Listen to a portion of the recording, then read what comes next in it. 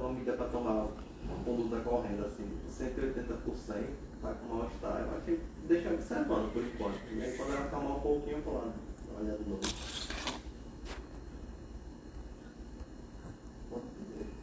99992. Por enquanto, 9. Vamos ver se agora vai aqui, né, galera? 4972. 1800. Agora vai, agora vai. Olha quem tá aí, minha querida Gi, tudo bem? A galera tá entrando aí. Agora foi. Agora foi, beleza, meu velho? Então, só pra situar o pessoal aí, normalmente eu faço essa live de casa, mas hoje tô aqui no plantão, então vai daqui do plantão mesmo, tá? Então provavelmente deve ter sido problema de conexão, deve ter sido isso. Então aqui tô no quarto. Hoje, bom ter você aqui, viu? Cara, quem não sabe, essa aí é a maior trader do Brasil. Essa mulher é incrível, tá?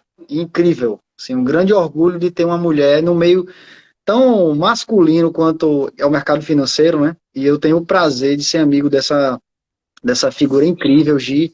Para mim, a maior trader do país. Obrigado por ter você aqui nesse bate-papo, tá? Vou contextualizar todo mundo aqui. Como é que funciona, né, galera? Aqui o bate-papo, eu e o Felipe, o Tomboli também faz parte desse bate-papo aqui, mas normalmente hoje ele teve um problema e aí não vai participar, mas de volta ele tá de volta aí na próxima. Bom, como é que funciona aqui? A gente fala um pouco sobre o cenário macro, tentando passar para vocês a nossa visão do que a gente está entendendo de movimentação de mercado. Depois a gente dá uma passada em alguns gráficos. O objetivo não é fazer análise gráfica, mas é tentar só mostrar para vocês de forma bem simples e elementar os movimentos, né, as tendências da Bolsa Brasileira, da Bolsa Americana, de juro e às vezes dólar, quando realmente vale a pena. E, obviamente, a gente fala sobre opções. Então, se você já quer discutir opções, coloca aqui embaixo para você tirar sua dúvida. Ó, meu parceiro Thiago Jonas acabou de me passar o plantão, já está indo para casa no carro, já está assistindo a gente. Então, se você tem alguma dúvida sobre opções, já vai colocando aqui nos comentários que a gente vai bater papo sobre isso. A gente quer tirar a dúvida de vocês. Mas hoje a gente vai falar sobre um fechamento do que a gente falou nas duas últimas lives, né? O primeiro era a venda de call, fazendo lançamento coberto para gerar renda mensal recorrente. E o outro era uma venda de put, para a gente também gerar renda mensal ou comprar ação mais barata caso o strike seja atingido. A gente faz duas vendas para poder gerar caixa e aí fazer outras operações caso queira, beleza? A gente vai falar sobre isso no final e, obviamente, tirar sua dúvida. Fala, Filipão, beleza, meu velho? O que é que você aprontou hoje aí no mercado financeiro? Beleza, Rafa? Dá uma boa noite para todo mundo que está acompanhando a gente aí hoje. Pois é, essa semana aí aconteceram alguns movimentos, né, relacionados à guerra. Teve uma movimentação ontem, particularmente, do que seria uma trégua lá para poder iniciar uma negociação mais formal, mais alinhada mesmo, direcionada para, quem sabe, um fim do conflito, né? Mas o que está chamando a atenção mais no ambiente interno aqui é a declaração lá do Roberto Campos Neto, o presidente do Banco Central, direcionado a colocar um fim, né, em tese, ao menos na mensagem que ele passou, né, de colocar um fim na Selic, né, na alta da Selic, nessa escalada que nós estamos vendo aí desde as últimas reuniões do Copom nos últimos meses. Só para a gente contextualizar vocês aqui, que são mais incipientes no mercado, né, e os mais experientes, podem deixar os comentários de vocês aqui para participar também, mas entendam isso, ó. Toda vez que a gente tem aumento da taxa de juros, e a gente vem falando isso aqui no Panela já desde o início, né? Que a gente tinha um cenário onde a gente tinha uma Selic a 2% durante a pandemia, e a ideia de um governo quando baixa, eu não estou dizendo se foi certo ou errado essa medida, mas quando a gente baixa a taxa de juros, o Banco Central faz essa taxa tão baixa, chegou a 2%, ele quer, em tese, estimular que a economia se movimente. Quando a gente deixa uma taxa de juros mais baixa, as pessoas começam a consumir mais, porque a taxa no crediário, entre aspas, é mais barata, né? As empresas conseguem pegar mais empréstimo para poder crescer, então a gente acaba tendo, em tese, uma movimentação maior da economia.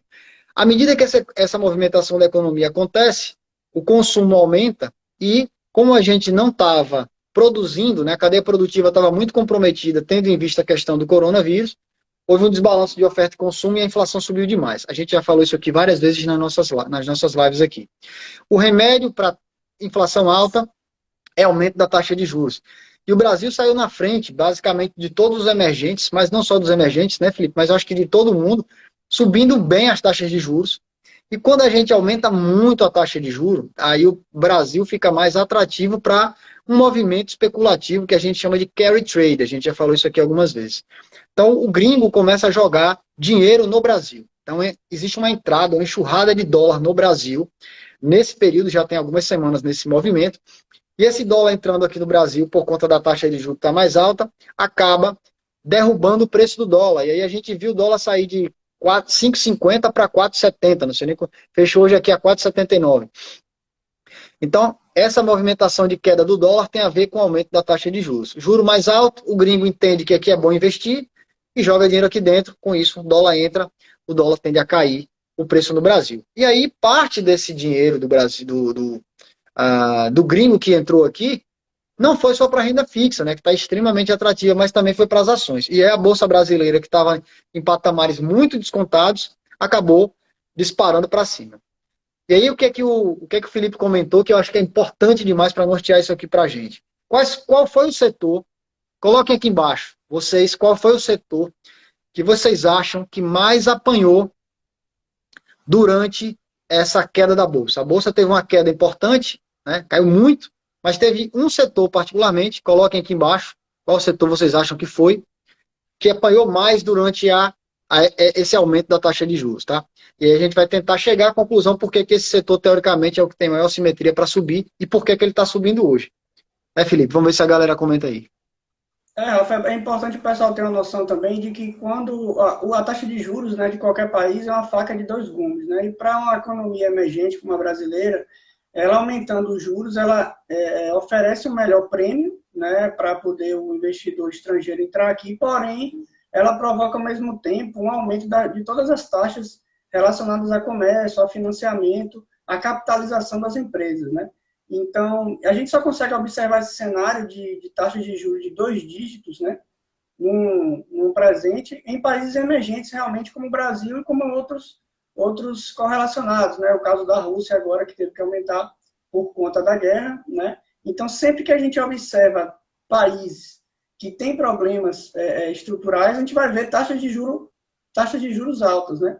Então, quando o pessoal for analisar essa aparente, né, melhora do Brasil, porque eu já estou ouvindo gente dizendo que a economia vai acelerar, e tarará, tarará, é bom que o pessoal tenha a noção de que não necessariamente subir juros é bom, né? Então, é bom para rentista, mas para a economia do país local não é nada bom. E o próprio presidente do Banco Central falou que esse aumento da taxa de juros agora vai ser sentido efetivamente daqui a um ano e meio, que é quando tanto a inflação tende a baixar mais, como esse impacto negativo dos financiamentos, do endividamento das empresas também vai ser notado, né? Então, é bom que o pessoal tenha isso em mente e saber também que estudar renda fixa, estudar a dinâmica de taxa de juros é fundamental para todo mundo que está começando a investir. Todo mundo que tem essa pretensão, né, que pretende colocar o seu dinheiro ali para render, tem que começar estudando isso daí. Então, saber essa dinâmica, entender essa parte é fundamental. E o pessoal já falou do varejo, viu, Rafa? O varejo, exatamente. Ó, galera, eu vou mostrar um gráfico aqui. O Filipão, que é o cara do gráfico, eu vou só dar uma pitada aqui no seguinte. Olha só, aqui é a boa e velha Magazine Luiza, tá? Ó, dá pra ver aí, Felipe? Dá. Então, ó, Magazine Luiza aqui, ó. Olha o tamanho dessa queda aqui, ó. Olha o tamanho dessa queda aqui, tá? E aí ela ficou um tempo aqui parada e olha só que interessante. Eu vou ampliar o gráfico para vocês agora, ó. Como ela vem nessa pequena tendência de alta, média móvel exponencial de 9 subindo, né, apontando para cima, já vem nesse canal claro de alta aqui. Claro que, obviamente, isso aqui é uma coisa ainda muito pequena em relação ao que caiu, tá? Mas olha que interessante, ó. Como ela vem fazendo topos e fundos ascendentes com a média móvel apontando para cima, né? É óbvio que isso aqui, diante disso aqui, praticamente não é nada. Mas o que é que a gente está vendo nesse pequeno movimento aqui de alta nesse momento, né? A gente está vendo que coincide com a fala do Campos Neto, que, entre aspas, é o cara que dita a Selic baseado em algumas coisas, é o cara que vai lá falar, e a partir do momento que ele começou a falar isso, empresas do varejo começaram a apresentar essa subida. Vamos pegar aqui uma outra, por exemplo, a boa e velha Via Varejo, né? Via 3, ó, fez exatamente o mesmo movimento, tá, pessoal? Ó, o mesmo movimento, tá? E outras empresas do setor apresentaram exatamente o mesmo movimento. Então, o problema não é de Via, o problema não é de Magalu, o problema é do setor, por quê? E aí cabe aqui fazer uma referência, né? Por que que o setor de varejo sofreu tanto, né? O setor de varejo normalmente é um setor que trabalha com alavancagem e trabalha normalmente com dívida, né? Eles têm margens pequenas e eles emitem inclusive debêntures, né? Então, todo setor que tem dívida e emitiu dívida com taxa Selic a 2% e agora a taxa Selic está em 13%, ele aumentou a dívida dele. Quando aumenta a dívida, a perspectiva de lucro cai, consequentemente, o preço lá no futuro tende a cair. Entendeu? Por isso que os setores mais alavancados tendem a sofrer mais. E, em tese, quem tem um pensamento de longo prazo e escolher bem empresas nesse momento, teoricamente, em algum momento, quando essa taxa de juros arrefecer, ó, veja que eles nem baixaram a taxa de juros ainda, né, Felipe? Acho que ela ainda segue em alta, mas só do cara falar que talvez tenha começado a diminuir esse aumento da taxa de juros, aí o setor já deu uma respondida interessante, né? Porque na semana passada a gente até comentou aqui, né, no Panela. O pessoal que está acompanhando aqui já sabe. A gente saiu a ata, né, do Copom, né, sai a decisão, depois sai a interpretação da ata lá com todas as informações. E ficou muito dúbio se eles iam aumentar ou não a taxa de juros, além do 1% que já está precificado para maio agora. Então ficou muito incerto o panorama. E aí se tinha uma dúvida no mercado, né, se ia ter mais aumento, né? E o que é que ia acontecer. Então, e essa entrevista que saiu agora no final de semana, na verdade, ele botou um ponto final, né? Assim, deu a entender que não vai modificar, isso passa uma mensagem para o mercado, né? Como você mesmo falou. E aí todos os cálculos, né, de valuation dos caixas das empresas são todos reprecificados. Porque se você tem um panorama de, vai ser 12,75, massa, em maio, vai ser 12,75. Tá X aqui. Então, o lucro da Magazine tem que ser esse, baseado no que ela for captar de recurso, e aí tem um X lá do mercado, né? Quando você dá um ponto final nisso daí, você já começa a precificar que vai cair os juros, né? Que a possibilidade de capitalização para a empresa vai ficar mais fácil e continuamente o lucro também, né, da empresa vai ficar mais fácil de ser alcançado e, consequentemente, também o preço da ação. É toda uma escadinha que a gente Exatamente. acaba vendo. E isso que o Felipe colocou é tão importante, pessoal. Entendam o seguinte: o mercado, ele olha lá na frente. Ele não olha o preço que está na tela aqui, igual você que fica como sardinha olhando isso. O mercado, ele precifica perspectiva no futuro. Então, entenda que o que os grandes players, o que o mercado entende é que, em algum momento, o varejo apanhou tanto. Quando ele começar a vislumbrar que, lá na frente, a taxa de juros começa a cair, e, portanto, a dívida dessas empresas, que são empresas normalmente que emitem mais dívida, a dívida dessas empresas começar a cair também, ele vai começar a dizer, opa, se a dívida cai, teoricamente o lucro tende a subir um pouco. Então eu vou começar a entrar nessas empresas agora. Então, o mercado sempre pensa lá na frente. Eu até postei no meus stories hoje, saiu o resultado de Semig, né, que é uma empresa que eu acompanho, e o resultado dizia o seguinte, falava que o resultado era ótimo, tá lá nos meus stories aí, e depois falava que o resultado tinha sido ruim. Falava assim, meio antítese, né? Isso é para não operar notícia, pessoal. Quem opera notícia é só o sardinha mesmo. Quem olha mercado realmente, quem está vendo o grande player, o tubarão que a gente fala, ele está olhando lá na frente. O lucro recorrente, como é que é a capacidade dessa empresa de gerar lucro em cima do produto que ela comercializa, tá? Então pensem sempre dessa forma. Acho que é isso, né, Felipe? Fechamos aí. Pode ir para os gráficos já, né? Vamos dar uma olhadinha nos gráficos aí, como é que foi o movimento hoje da Bolsa Brasileira, que parece que agora o Brasil é head do mundo. Quem tiver medo de... O Campos Neto fez questão de frisar isso que você falou aí, que o Brasil antecipou o movimento dos juros e tal, saiu na frente. Vamos ver aí como é que vai ficar esses próximos meses. Pessoal, exatamente. Perfeito. Eu vou tirar os comentários só agora, tá, pessoal? Pra gente ver o gráfico certinho. Deixa eu puxar aqui. Detalhe, tá? O objetivo não é fazer análise gráfica, é ver movimentos grosseiros para vocês entenderem como é que isso funciona, tá? Esse é o gráfico do quê, Felipe? Aqui é do Ibov. 1, 2, 3, 4, 5, 6, 7. Então, desde o programa passado, né, ele continuou o processo de alta aqui, o Ibov. Então, já são, deixa eu ver aqui, 13 candles, 14 candles quase aqui de alta, né? Teve uma pequena baixa num dia, uma pequena correção, mas ele segue aí numa tendência de alta, né? Após romper aqui esse 115 mil, que era uma resistência, e já está aqui, né? Nessa faixa aqui dos 120 mil, né? A gente está observando aí, vamos ver até onde vai esse movimento, né? Tem muita coisa acontecendo. Uma coisa que aconteceu também, Rafa, que a gente não comentou, foi que, acho que no programa passado a gente falou que com a guerra também, muito dinheiro saiu da Rússia, né? E foi para as emergências. E provavelmente o Brasil foi o maior beneficiado, né, desse tipo de situação, que é a busca por dinheiro em mercados emergentes. Então o Brasil saiu na frente aí nesse aspecto.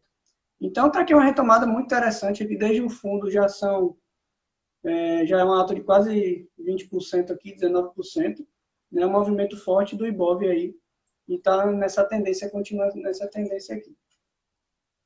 Bacana, bacana, show de bola. Como é que foi esse peixinho hoje? A Bolsa Americana também, ela iniciou uma trajetória aqui de alta,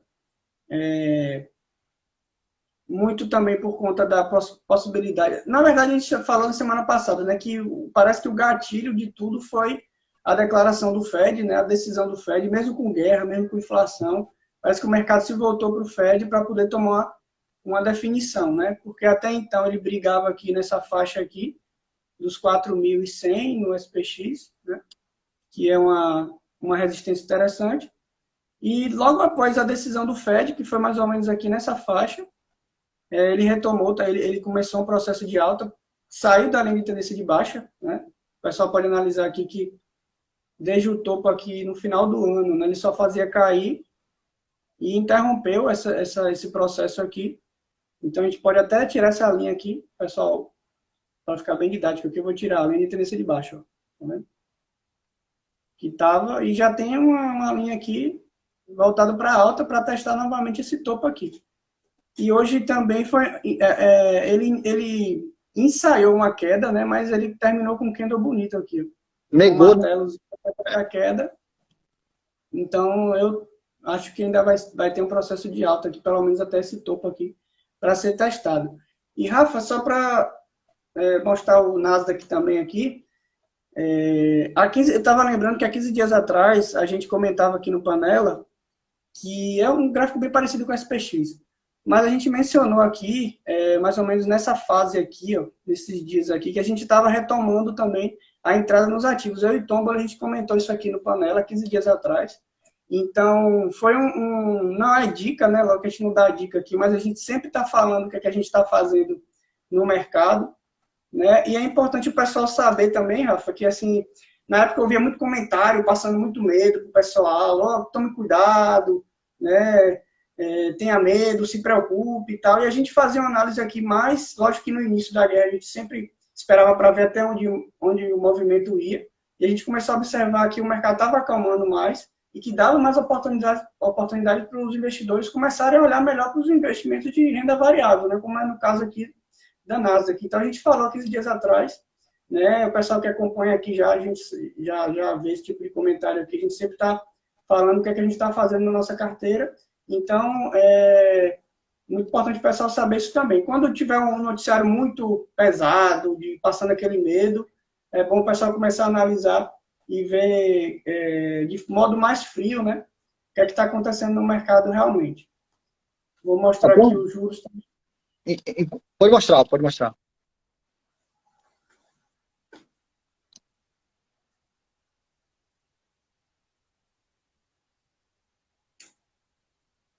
Eu estava vendo uma coisa aqui, pessoal. Pode falar à vontade, viu, Felipe? Certo, esse aqui é o juro de 10 anos americano, né? Ele já está precificando 2,35. Então,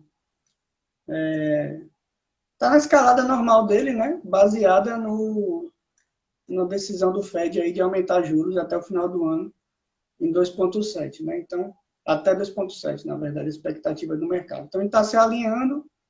E o mais legal, Rafa, assim, mais interessante, para mostrar como o mercado está se acalmando, entre aspas, é o movimento do VIX também, que é o índice de volatilidade, a gente também fala aqui sempre dele. Mostra ele nos patamares aqui de janeiro, começo do ano aqui, né? Na casa Sim. dos 19. Então aqui a venda de vol já não é muito legal, né? Já não gosto de fazer muita venda de vol nesses patamares. Já olho para o outro lado, pensando na compra, né? Assim, depender do ativo, depender do cenário. Mas é um dado interessante também. O próprio medo do mercado está diminuindo, vamos dizer assim, os índices, né? Esse dado é muito relevante, pessoal. Entendam o seguinte: você tem o seu, eu sempre brinco com isso, que o dinheiro do mundo é um dinheiro só. Então você tem o dinheiro na sua carteira de investimentos. Nesse momento eu te digo o seguinte: existe um investimento em renda fixa que, em tese, entre aspas, é isento de risco e está te pagando muito bem hoje, tá? Isso acaba sendo extremamente atrativo. Por quê? Para que eu vou correr risco comprando ações, que é uma coisa mais volátil, que eu posso ganhar mais, mas também posso perder mais, se eu tenho garantido um percentual de rentabilidade muito boa na renda fixa? Então acaba acontecendo esse balanço entre renda fixa, que está atrelado à taxa de juros, né? Quanto maior a taxa de juros, mais esse tipo de investimento vai render mais. E, em tese, as ações acabam balanceando, fica nesse movimento de gangorra entre os movimentos de ações barra renda fixa. Olha que interessante. Felipe comentou isso, tem até um livro, ganhei um exemplar hoje do Lucas lá da Verte, falando da psicologia dos investimentos. Percebam que nesse momento, olha como isso é bonito, cara, assim, e é simples de entender. O VIX, né, que é o índice de volatilidade, volatilidade é intempestividade, movimentação, imprevisibilidade. E quando a gente está com medo, a gente tem esse tipo de coisa. Quando a gente está tranquilo, o mercado está calmo, o VIX a volatilidade está baixa, está tudo calmo, aquela navegação em mar tranquilo, isso é de brigadeiro. Quando o VIX começa a subir, é porque tem início de guerra, é porque tem coronavírus, é porque tem greve de caminhoneiro, é porque tem um monte de coisa que traz caos ao sistema. O VIX caindo demonstra para a gente tranquilidade. Tranquilidade. Então percebam que eu vou mostrar aqui para vocês que às vezes a gente tá tranquilo, a bolsa agora vai subir indefinidamente, isso não vai acontecer. Eu estava vendo hoje no fechamento da Gila do grupo dela. Ela comentando isso, caramba, né? Uma hora tem que dar uma realizada, porque não pode subir assim, sem realizar. Mas ao mesmo tempo está entrando volume na compra. E aí? Esse momento talvez seja de expectativa, de você ficar de fora. Vem às vezes aquele sentimento assim, cara, eu preciso comprar, porque senão eu vou perder. Mas olha que interessante que eu estava olhando isso aqui agora. Aqui é o Ibov, ó, tá? E aqui é o topo histórico, 130 mil pontos. A gente está a 8% do topo histórico. Já Então, subiu 19. né? Então a assimetria, né? Olha, subiu quase 20 aqui do fundo para cá, onde a gente estava fazendo já as panelas aqui. E faltam 8 apenas, entre aspas, para atingir o topo histórico. Então a gente precisa, pessoal, ter um pouco de prudência também, né? Cuidado nos investimentos, cuidado na euforia, cuidado em achar que agora, né? Então, E o cuidado. pessoal fica com vontade de entrar, né? Porque geralmente ouve alguém, porra, ganhei não sei quanto na bolsa, né? Fiz uma operação aqui, e é justamente nessa hora que ele está pronto para realizar. A Essa hora gente que não ele está está pronto para te vender, exatamente. não tá indo bola de cristal aqui, mas é o que a experiência da gente diz, né, Rafa? Como estava lá nos 130 mil pontos. Eu vendi muita ação nos 130 mil porque eu sabia que uma hora ia acontecer que ia cair, né?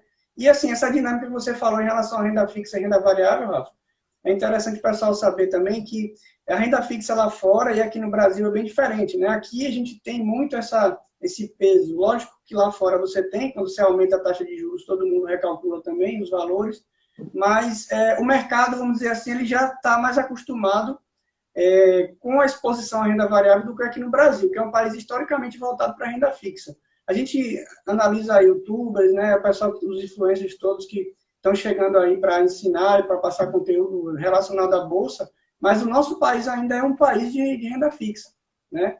Então, é muito interessante que o pessoal saiba disso. Então, ou seja, quando você aumenta juros lá fora, não necessariamente vai ter uma fuga de capital para a renda fixa. Por quê? Porque lá vai pagar 2% ao ano, 3% ao ano no máximo, enquanto as empresas continuam se capitalizando e produzindo mais lucro né? Então a bolsa vai continuar subindo, a tendência histórica é essa.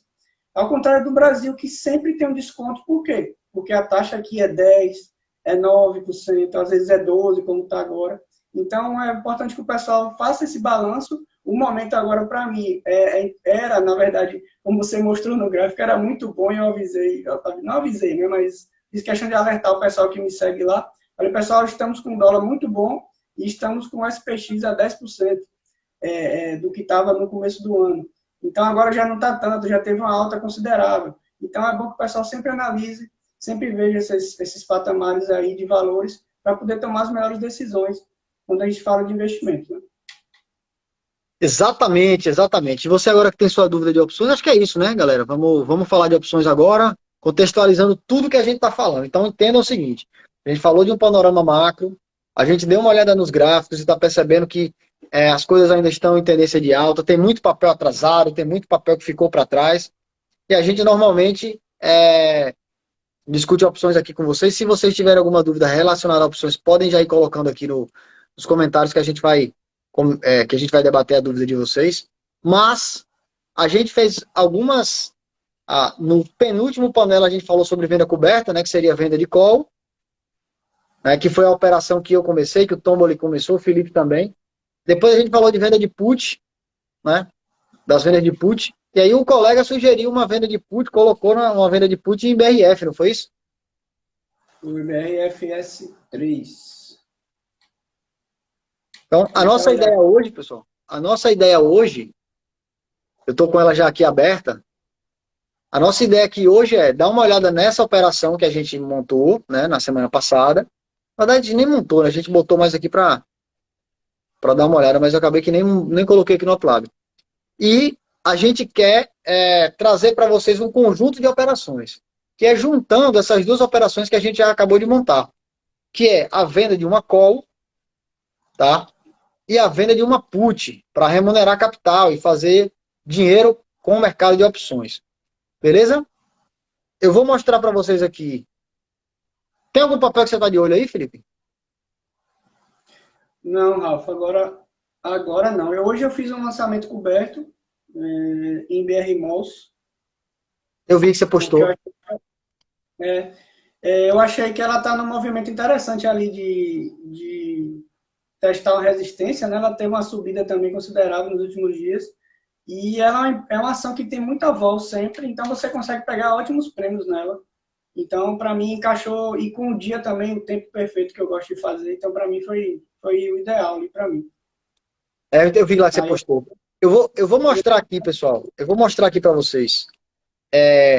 Faço straddle coberto todo mês. Tá? Coloca um que você tenha feito aqui para a gente ilustrar, Douglas, que aí a gente vai mostrando para vocês. Eu vou desenhar aqui para vocês uma operação que pode ser essa, por exemplo, de BR Malls aí que o Felipe comentou, tá? Vou virar aqui a câmera para BR Mall. Você sabe, lembra o strike, Felipe? Foi no 9,80 para mal. Hoje ela está em 9,45, 9,45. E ele vendeu a call 9,80. Isso. Recebeu quanto? 46 ou 47? Deixa eu ver aqui. 47. Massa. Vamos ver se a galera consegue ver aqui, senão eu aumento mais aqui a tela e fica mais... Então olha só, pessoal, que bacana isso aqui, ó. Vamos lá. Dá para ver? Sim. Então, ó, BR Malls é uma empresa que o Felipe entendeu que estava num ponto interessante. Eu até coloquei ela aqui no gráfico, ó, gráfico de BR Malls. Veja, em tese ela tem uma tendência de alta, ela chegou nesse fundo aqui, deu essa pernada, recuou e está aqui com uma tendência de alta, ó, né? Ponta para cima, mas a gente observa aqui que já teve se afastou um pouco da média móvel de 9 aqui e está numa região que o Felipe considerou aqui, ó, uma região que tem uma resistência importante, né? Deu vários toques aqui nessa região, ó. Tá vendo? Então, pensando nisso, Felipe vendeu uma call aqui acima, ó, nessa região aqui em cima. Foi isso, Felipe? Isso, exatamente. E aí, ó, BR Malls a 9,45. Ele vendeu uma call no strike 9,80, ou seja, tinha um lastro aqui fora do dinheiro, essa call é fora do dinheiro, tá? Ou praticamente ATM aqui, mas fora do dinheiro conceitualmente. E ele recebeu 47 centavos, incríveis 47 centavos. Se a gente fizer essa conta, 47 dividido por 9,45, incríveis quase 5% na venda dessa call, tá? Quase 5% na venda dessa call. E por que que essa venda foi tão interessante? Porque, como ele comentou, BR Malls normalmente, até que nem tá tão alta, né? A volta dela aqui. Nos últimos dias, mas eu acho uma taxa boa, assim, para mim. Eu acho Achei ótimo, achei excelente a taxa. Excelente a taxa. Bacana, pô, gostei dessa opção, dessa operação, viu? Você escolheu esse ponto por algum motivo, Felipe? Foi análise gráfica? Foi pelo Delta? Como é que você pensou? Não, eu calculei, eu já tinha, na verdade, assim, eu tinha feito essa mesma operação no mês passado, só que eu fechei antes. Eu não Certo. gosto de enrolar, sabe, Rafa? Eu fecho, depois eu espero o mercado se movimentar e aí eu faço de novo, eu abro de novo. Então, eu acabei que fiz a mesma, tive essa comparação com a operação que eu fiz anteriormente, para poder ter um prisma. Tá, você na verdade, então você já tinha o papel de BR Malls ou você comprou para fazer a operação? Já tenho. Já tem o Também papel, então o papel da sua carteira histórica. parceiro. Beleza. Ô Felipe, agora, isso é um debate interessante. Pô, Alan, eu acho que eu fiquei te devendo uma resposta, não foi, cara? Você falou comigo no direct, eu fiquei te devendo. Me confirma se eu não te respondi, que quando acabar aqui eu já respondo para você. Mas veja que interessante. Os papéis que têm volatilidades mais altas pagam prêmios maiores, né? Então, nessa venda de call, o Felipe ganhou 5% nessa venda. Já vendeu para maio, para a série E. Então, foi aqui a E980 que você fez a venda. Nesse caso, Felipe, digamos que o papel recue, por exemplo, a vol caia, e você no seu operacional, você já coloca a saída da operação no robô, ou você fica de olho e espera? Eu geralmente coloco com 80%, para sair com 80%. Então, em tese, Então, se estiver pagando 10 centavos, 5 centavos, você sai, não é isso? vai. Tá. Nesse caso, Inclusive, uma pergunta interessante no seu operação. Oi? esse mês que passou aconteceu muito isso. A vol caiu muito, né? Porque o Ibov subiu muito. E aí esses lançamentos que eu fiz, todos saíram antes de chegar bem perto, assim, tipo, 15 dias antes já tinha saído da operação já. Tá. Uma pergunta de operacional seu, particularmente. Digamos que o mercado suba e você fique dentro do dinheiro. Deixa eu ver se foi a minha internet ou se foi a sua aqui, meu parceiro. Voltamos? Voltando. Pronto. O operacional seu, particularmente, quando você vê que ficou dentro do dinheiro e se aproximou do exercício, nesse caso seu, digamos que o papel suba, BR Malls vai bater lá R$ 11. Você entrega seu papel tranquilamente ou porque é um papel que você gosta, você faz a rolagem? Não, sempre entrego, nunca seguro. Aconteceu até recentemente com ela mesmo, com a BR Malls. Eu não sei se foi mês retrasado ou foi em dezembro, mas aconteceu isso. Eu fiquei até bem distante assim do strike e passei a ação, né? É importante você calcular. Às vezes o pessoal gosta de fazer quando a ação cai muito, né? E aí às vezes bota abaixo do preço médio dela e aí passa o preço médio e aí a pessoa ainda entrega com prejuízo. Então é bom calcular também o quanto você vai passar, né? Porque o pior que pode acontecer é você ter que entregar as ações nesse tipo de operação. Então é bom ficar de olho também nessa taxa aí e ver se não vai entregar no prejuízo, né? É, eu particularmente, é, eu, eu particularmente, eu prefiro rolar, entendeu? Às vezes eu até rolo no mesmo strike e recebo um outro prêmio, porque à medida que eu vou recebendo o prêmio, eu vou baixando o meu preço médio. Então, às vezes, como é uma ação, às vezes que eu não tenho tanto apego, eu vou rolando no mesmo strike, vou recebendo prêmio, até que no momento que não dá para rolar mais, aí eu entrego, entendeu? Mas eu vou sugando ali a operação até enquanto eu puder.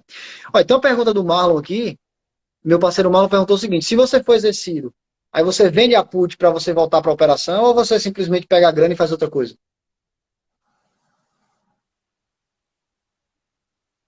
Cara, depende. Eu não. Porque assim, geralmente quando você, por exemplo, eu boto um spread, sei lá, de 8% do strike pro preço que está na hora ali, 8, 9%. Se ele subiu muito, subiu 15, geralmente essa put que eu vou vender logo depois, ela vai estar muito barata, sabe? Porque a vol Certo. já deve ter caído muito, então o prêmio geralmente fica muito baixo. Então eu não gosto de vender assim. Mas lógico que depende da situação do mercado do momento, né? Falando assim, na teoria é mais difícil. Mas geralmente o que acontece é que o preço da put ela fica muito barato, então não vale a pena vender. Ó, tem uma pergunta, tem uma colocação do Douglas que eu comentei aqui, e ele acabou botando aqui a operação que ele fez. Essa é uma ação que eu normalmente não opero, porque ela tem muito pouca liquidez com opções, entendeu? Então, essa aí realmente você tem que estar disposto a entregar suas ações, porque existe a possibilidade de você não conseguir rolar, ou comprar, caso você seja exercido na put, porque talvez você também não consiga rolar, né? Mas, porque tem baixa liquidez, tá? Então, no caso dele aqui, ó, ele tem um preço médio de 12, vendeu a call do 13, recebeu incríveis 58 centavos, e vendeu uma put por 41 centavos no strike 13,50. A grande questão, Douglas, é o papel. A call não, porque você pode entregar simplesmente o papel, mas a grande questão é a put, né? Cair e você não conseguir fazer a rolagem, né? Você faz, Felipe, normalmente com esses papéis que não tem tanta liquidez? Não gosto muito não, viu, Rafa? Tem que ter saída, né? Para quem opera opções tem que ter saída. E o que você falou aí também da questão da rolagem da call, né? Você tem que ter saída para rolar também, né? Geralmente, assim, às vezes acontece de ficar muito longe, né, do strike e aí você não conseguir rolar. Eu gosto dos papéis tradicionais, embora eu acho que esse CCR nem seja um tão pouco líquido, viu, Rafa? Não é dos piores também, não. Não é dos melhores nem dos piores, tá no meio termo ali. Eu tô vendo aqui a liquidez tá bem ruizinha, viu, cara? É para maio? Não, não, agora série D. Série D tá bem ruizinha. Deixa eu ver. Ele fez total, já. Tá me ouvindo aí ou travou? Não, tô ouvindo. Então, beleza. Tava olhando aqui o gráfico dela, ela tá batendo numa resistência importante ali, né? Deixa Então, eu ver. talvez seja interessante até vender put nesse momento aí, se tiver a assunção de compra, né? Ela deu uma esticada boa. Deixa eu ver aqui, pessoal. Ela tá de lado com uma faixa longa aqui, né? Mas é um gráfico que eu particularmente não gosto muito de operar, não, sabe? Mas realmente ela deu uma esticada grande também aqui, seus 20%. Olha o nível de suporte desse negócio no R$ 11, cara. Testou uma, duas, três. Aqui também. Pessoal, eu tenho tentado estudar isso, tenho falado até muito com os meus alunos, né? Vou dar até uma aula daqui a pouco, até convidar vocês. Quem não está no grupo dessa aula, clica aqui no link da minha bio. Vocês vão ser direcionados lá para um grupo do WhatsApp. Daqui a, sei lá, 12 minutinhos eu estou entrando lá com eles, que é quando acabar o panela aqui eu já entro lá com eles. Hoje eu vou falar como eu tenho feito algumas análises para ganhar mais explosivamente com as opções, tá? Então, quem não está no grupo, pessoal, entra lá, porque a gente vai ter uma aula bem bacana daqui a 12 minutinhos, beleza? Tá bem bacana. Eu dei duas aulas, a programação são 3, hoje é a terceira aula desse debate aí. E uma das coisas que a gente que eu tenho comentado é estudar o comportamento dos ativos, tá? Esse ativo aqui eu nem conhecia, né? Na verdade, nunca operei esse ativo. Esse ativo aqui que o colega acompanha, cara, é clássico quando você olhar um ativo desse. Pô, bateu R$ 11 aqui, não tenho nem dúvida. Ou eu compro call ou vendo put. Ou faço as duas coisas, entendeu? Outro ativo que eu sempre olho, sempre ganho bem com ele, cara, é Banco do Brasil. Olha só. Banco do Brasil tem um suporte ali no 28, que é um absurdo, cara. Olha só, deixa eu mostrar pra vocês aqui. Ó, Banco do Brasil, ó, BBAS. Banco do Brasil tem um suporte aqui na casa dos 28, que é um absurdo isso aqui, né? Então, toda vez que ele bate no 28, eu vendo a put no 27. Todas as vezes eu faço isso, todas. Quantas vezes eu já ganhei dinheiro com isso? Todas as vezes. Da mesma forma, ó, olha como essa região aqui de cima Olha como essa região aqui de cima também é uma resistência importante que ele está brigando aqui, ó. Olha lá. Já bateu aqui uma vez, aqui rompeu, mas voltou para baixo, bateu aqui, ó. Tá batendo aqui várias vezes. Então, ele gira dentro desse canal aqui durante muito tempo, olha só. A gente precisa dar uma olhada no comportamento dos ativos também para poder operar, né? Alguns ativos, eles respeitam, assim, regiões de preço de forma bem interessante. Não estou dizendo que vai ser sempre assim, mas é um comportamento meio padrão de alguns ativos, né, Felipe? Você dá uma olhada nisso de vez em quando, não? A BR Malls mesmo é um papel que geralmente ela trada em umas faixas parecidas, né, historicamente de resistência e suporte, né? Como você falou, às vezes não acontece, né, de respeitar, mas muitas vezes ele respeita, né? O gráfico mostra isso, né? Então a gente usa a simetria, como você mesmo falou, em relação ao Ibov, ao SPX, a gente sempre tenta usar a simetria para poder se posicionar no mercado. Bacana demais. Eu queria só ver se a galera tem mais alguma pergunta aí. Eu queria só mostrar para vocês uma operação que normalmente eu faço todos os meses, tá? E eu vou pegar, por exemplo, aqui, Banco do Brasil como exemplo, tá? Um exemplo do que eu vou falar. BBS. Vamos lá. Deixa eu mostrar para vocês aqui, ó. Eu vou pegar Banco do Brasil, pessoal, simplesmente porque realmente eu faço a operação nesse ativo e porque ele circula nessa faixa de preço aqui já há alguns dias, tá? Então, olha aqui qual é a ideia, né? O que eu penso sobre opções é que é uma forma de aposentadoria, né? Eu tento gerar uma renda mensal recorrente. Vamos falar, Marlon, já, no finalzinho a gente já vai citar isso. A gente tenta gerar uma renda mensal recorrente para pagar os boletos, tá? Então eu acredito que viver de dividendo é um pouco ilusório às vezes. Você imagina e vê quanto você tem que ter de papel para gerar o dividendo para pagar a conta da sua água, da sua luz, do seu telefone e tal. Você tem que ter uma quantidade absurda de papel para poder gerar isso aí, né? Então eu entendo que vender opções, negociar opções, fazer venda coberta, lançamento, isso vai te dar sim uma renda mensal recorrente para você poder pagar suas contas. Eu acredito nisso, tá? Então, o que é que eu entendo aqui? Eu olho esse gráfico, né? Na verdade, eu nem faço essa análise gráfica o tempo inteiro, mas o que é que eu faço aqui, ó? Eu sei que em 34 é uma resistência importante, eu sei que no 28 é um suporte importante. Então, eu poderia, por exemplo, deixa eu aumentar aqui um pouco essa.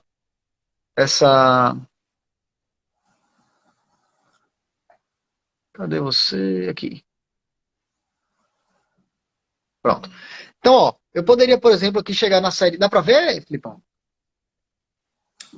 Aproxima um pouquinho mais, Rafa, para ver se melhora. Pronto. Pronto, beleza. Então, olha só.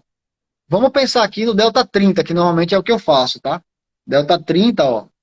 Tá aqui, delta 31. Eu vou vender essa opção aqui, ó. Seria lá no 37, ou seja, acima da minha resistência lá, ó. Eu venderia isso aqui. Eu vou fazer com 1.000, tá? Se eu tivesse 1.000 ações disso aqui. Olha que interessante. Ganharia 55 centavos na venda dessa call. Beleza? Vamos para put agora aqui. Depois eu vou explicar por que eu faço as duas. Mesma coisa, delta 30. Ó lá, aqui no 32 aqui, ó. Vender incríveis 84. Vamos botar nesse aqui, pronto. Venderia aqui. Percebam, portanto, que eu tenho aqui uma estrutura que a gente chama de dual, né? Eu não posso me dar mal tanto na call quanto na put, porque o mercado não vai subir e cair ao mesmo tempo. Então, o que é que eu faço? Ó, eu vendi 1.000 calls e vendi 1.000 puts. Tá dando para ver aí, Felipe? Acho que sim, né? Dá. Pronto. Recebi 55 centavos na call, 79 centavos na put, de modo que 0,79 mais 0,55 dá R$ 1,34, incríveis R$ 1,34, tá? Dividido pelos R$ 34 que a ação está hoje, R$ 35 que a ação está hoje, incríveis quase 4%. Quase 4% em um mês, em um lançamento coberto, que é uma operação extremamente conservadora, tá? E o detalhe, né? Se o papel sobe, isso me deu uma renda. Se eu tivesse 1 quilo de Banco do Brasil, olha só que interessante. Se eu tivesse 1.000 ações de Banco do Brasil, eu teria uma renda nesse mês aqui, ó, de R$ 1.340. É óbvio que se eu tivesse 2.000, isso aí seria proporcional, 10.000 seria proporcional, e aí sim eu acho que aí você paga boleto. Então, o que é que eu faço rotineiramente, constantemente, todos os meses? Faço o lançamento coberto, que a gente chama de lançamento coberto dual, que é a venda da call fora do dinheiro, a venda da put fora do dinheiro, né? Se o papel ficar no meio, as duas desidratam, e eu vendo novamente para o próximo mês, fazendo uma renda mensal recorrente. E com isso aqui eu faço compra de ação, eu faço pagamento das minhas contas, eu faço, por exemplo, compra de estruturas para ganhar explosivamente quando o mercado explode. Então, eu faço isso. Se o mercado for para cima, a put virou pó. Se o mercado cair, a call vira pó. Então, necessariamente, pelo menos uma das duas eu ganho e a outra ponta que está no dinheiro eu rolo. E faço com isso uma renda mensal recorrente. E como eu mostrei para vocês aqui, ó, olha que incrível o gráfico de Itaú, como permitiu que eu fizesse isso aqui durante muitos meses. Ó, tá? Então, eu retroalimento o sistema fazendo esse lançamento coberto, ou venda coberta de call e da put. Tá? Então, eu faço isso rotineiramente. Tem alguma pergunta aqui que você viu, Filipão? Marlon perguntou da operação de BRF, né? Da venda Ah, da cara, put lá. na verdade, a gente não montou essa operação. Eu não lembro exatamente, eu posso até olhar aqui quanto é que Foi estava lá. 15,75, se não me engano. Oi? Foi no 15,75 que a gente vendeu a put, eu acho. Então vamos lá. A BRF. gente montou a operação, na verdade, né? No programa, né? A gente Sim, falou da sim. operação no programa. Deixa eu botar aqui de volta aqui, ó. Eu não lembro exatamente o valor dela, né? 15 Eu tô quanto? tentando. Se não me engano, tava 78 centavos, viu? Se não me engano. Foi Eu tô naquele, eu acho. tentando. Ó, 15,75, então foi essa aqui, ó. Tá? 15,75 aqui, ó. Então se foi 70 e poucos centavos, ó, agora já tá 40 só. Teoricamente já daria para ter saído aqui com quase 50% de lucro, né? Exato. A ação Ó, o tava que é no que aconteceu? 16 e já tá no A ação 18. tá R$ 18, ó. R$ 18. É, Olha o que é que aconteceu aqui depois do panela das opções, olha só. Ela só subiu, ó. E a nossa put, né, que foi o entre aspas o call aí, a dica do nosso, ele não tá aqui hoje, né, cara? Cara inteligentíssimo, viu? Bom para bater um papo com ele depois. ele não tá. Então a ideia dele foi, ele entendeu, olha, e ainda tá interessante, tá, na minha opinião, essa operação aqui, ó. Deixa eu mostrar para vocês aqui, acho que a gente tá perto de finalizar, mas olha só. Papel caiu, né? Fez um zigue-zague descendente, claro, aqui, ó. Vum, vum, vum. Topos e fundos descendentes. Se eu quiser traçar aqui um super canal, ó. Olha só. Olha que interessante isso aqui, ó. Né? Dá aqui meio que um canal aqui, zigue-zagueando aqui dentro, né, Felipe? Mais ou menos isso. Aqui ela acelerou a venda, perdeu, e agora ó, ela entrou de volta aqui, ó. Rompeu essa linha, subiu aqui. Mas olha o que é que tem aqui para fechar, Felipe. Eu vou até tirar essa linha aqui para não poluir muito. Tem dois super gaps para fechar aqui, ó. Tem um gap aqui e tem um gapzinho que ela não fechou aqui ainda, né? É. Será que é Papel ainda, caçadora de guerra? papel ainda em tendência de alta, média móvel apontando para cima, um canalzinho de alta já se formando aqui, com dois gaps importantes para fechar, né? Então, em tese, uma operação interessante, né? Vender put desse papel ou comprar call, né? Exatamente. Se a gente tivesse montado lá no panela passado, teoricamente, hoje a gente já teria 50% de lucro nessa operação. Show de bola. É isso. Mais alguma coisa? Acho que não, né? Acho que é hoje é por isso, né? Encerramos aí. Falar pro pessoal também seguir a gente lá no YouTube, né? No nosso canal. Tem todos os vídeos lá, os panelas antigos, os cortes também. Então, o conteúdo todo tá lá. Esse programa também vai estar lá, né? A partir de amanhã, né, Rafa? Exatamente. Eu vou baixar logo aqui e já te mando daqui a pouco, viu? Senão eu esqueço e, não vou, e acaba que não vai. Cara, tem três programas lá que são em particular, assim, são muito bons. Um, para mim, é o do Roxo, que é sempre muito rico conversar com o Roxo, muito rico. O outro foi o Felipe Borges, que também participou. E para mim, assim, excepcional foi o JJ, cara. Tem uma, É, tem um Panela das Opções que tá lá no nosso canal, pessoal, lá no Panela das Opções no Turbin, no YouTube, Panela das Opções no YouTube, que o JJ deu uns insights em relação ao petróleo. Eu vou até rever aquela live ali, Felipe, para ver como é que ficou aquele gráfico do petróleo, né? Que ele mostrou que poderia ter uma correlação boa com bolsa. ele acertou na mosca, né? Mais uma Diga, vez. diga aí, cara. Que você Acompanhou, insight acompanhou, incrível. acompanhando aí. Insight incrível, incrível, incrível. Então, deem uma olhada lá. Sigam o JJ, sigam o Roxo, Felipe Boys, os caras que realmente. Pessoal, a gente brinca o seguinte, né? Hoje a internet ela disponibiliza tanto conhecimento grátis, e para isso, né? Leitura, tanto e-book, enfim, acompanhem pessoas que têm relevância, que vão te trazer coisas boas, né? Esquece um pouco as dancinhas, esquece um pouco as bobagens que tomam tempo e sigam pessoas que têm conteúdo para acrescentar para vocês. E esses três caras que a gente citou são excepcionais, né? O Roxo, o JJ, Felipe Boys e os outros convidados que a gente já está fechando para trazer aqui para vocês também. Acho que é isso, né, Filipão? É isso, né? É isso aí. Vamos fechar na semana que vem, Tomboli volta. Teve um processo ali da mudança da presidência da Petrobras, ele estava envolvido ali, era um dos nomes. Para quem Mas não, semana que vem volta aí nosso petroleiro aí favorito. para quem não sabe, Tomboli trabalha lá na Petrobras e provavelmente ele estava afastado, que ele estava indicando o novo CEO, né? Beleza. Tomboli, um abraço, meu velho. Até a próxima. Galera, Filipão, um abraço, meu velho. Um abraço. Tchau, tchau. Boa noite para todo mundo aí. Valeu, galera. Tchau, tchau.